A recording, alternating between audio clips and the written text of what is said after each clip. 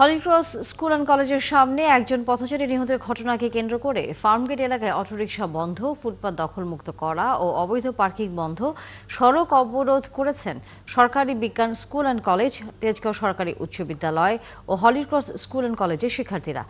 এ খবর নিয়ে আমাদের সহকর্মী ইমতিয়াজ সনি যুক্ত হচ্ছেন আমাদের সাথে এই মুহূর্তে।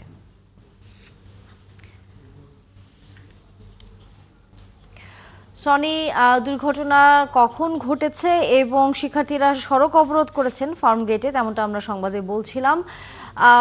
তাদের দাবি দেওয়ার পাশাপাশি সেখানকার সার্বিক খবর জানাবেন।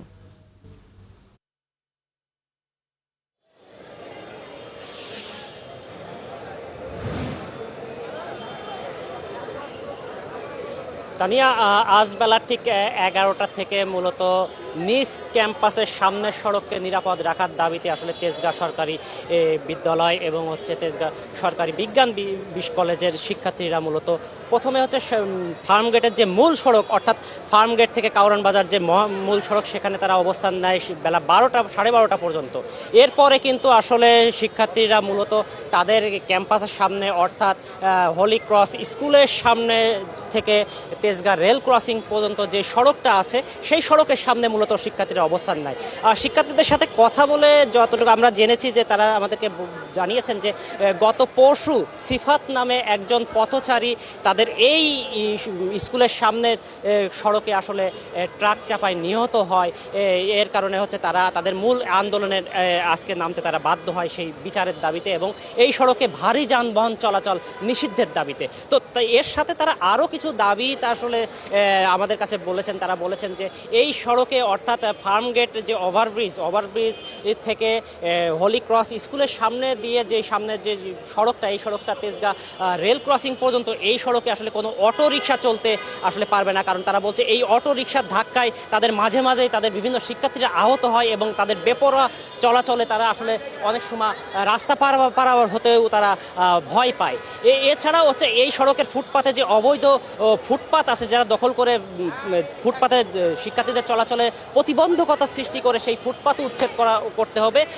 সড়কের স্পিড ব্রেকার বেশ মাঝে মাঝে কয়েকটা সড়কে স্পিড ব্রেকার দেওয়ারও দাবি জানায়। এছাড়া সড়কে রাতের বেলা পুরো অন্ধকার থাকে, এই কারণে সড়কের ল্যাম্প পোস্টেরও দাবি জানাচ্ছে। তো শিক্ষার্থীদের এরপরে আমরা তেজগাঁ জোনের ডিসি এখানে উপস্থিত ছিলেন, তার কাছে আমরা জানতে চেয়েছিলাম যে শিক্ষার্থীদের দাবি তারা আসলে কত টাকা মানল।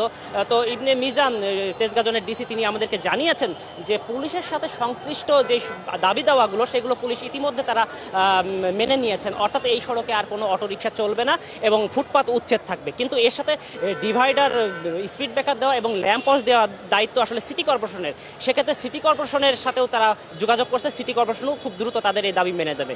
আর শিক্ষার্থীরা যেটা জানাচ্ছেন যে তাদের পুলিশের পক্ষ থেকে তাদের দাবি মেনে নিয়েছে, এখন সিটি কর্পোরেশন থেকে এসে তাদের আশ্বাস দিলে আসলে তারা তাদের স্কুল এবং কলেজের সামনের যে সড়ক, সেই সড়ক থেকে তারা অবরোধ তুলে নেবে। কিন্তু শিক্ষার্থীরা যেটা আমাদেরকে বলছেন যে তারা দীর্ঘদিন ধরে এই তাদের ক্যাম্পাসের সামনে, অর্থাৎ সরকারি বিজ্ঞান কলেজ ও তেজগাঁও উচ্চ বিদ্যালয় কলেজের সামনে যে সড়কটা, এই সড়কটা নিরাপদ রাখার জন্য তারা দীর্ঘদিন আন্দোলন করে আসছে, কিন্তু এর আন্দোলনের ফল তারা পাচ্ছে না, যার কারণে আজকে তারা মূল সড়কে 1.5 ঘন্টা মতো অবরোধ করছে। তো সব মিলে এখন মূল সড়কের যান চলাচল স্বাভাবিক আছে, কিন্তু হলি ক্রস স্কুলের সামনের যে সড়ক, অর্থাৎ ফার্মগেট থেকে তেজগাঁ রেল ক্রসিং পর্যন্ত, সেই সড়কে এখনও শিক্ষার্থীরা অবস্থান করেছে। তো তানিয়া, এই ছিল আমার কাছে এখন সর্বশেষ। এখনও শিক্ষার্থীরা অবস্থান করছে, তারা হয়তো সময় গড়িয়ে যাওয়ার সাথে সাথে কিন্তু শিক্ষার্থীদের উপস্থিতিও এই সড়কে এখন কমে আসছে, হয়তো আরও কিছুক্ষণ তারা থেকে হয়তো এটাই করতে পারে। পরবর্তীতে কোনো নিউজ থাকলে আমি। ধন্যবাদ ইমতিয়াজ সনি, আমরা নিশ্চয়ই ফিরবো যদি এই শিক্ষার্থীরা এই আন্দোলন চালিয়ে যায়।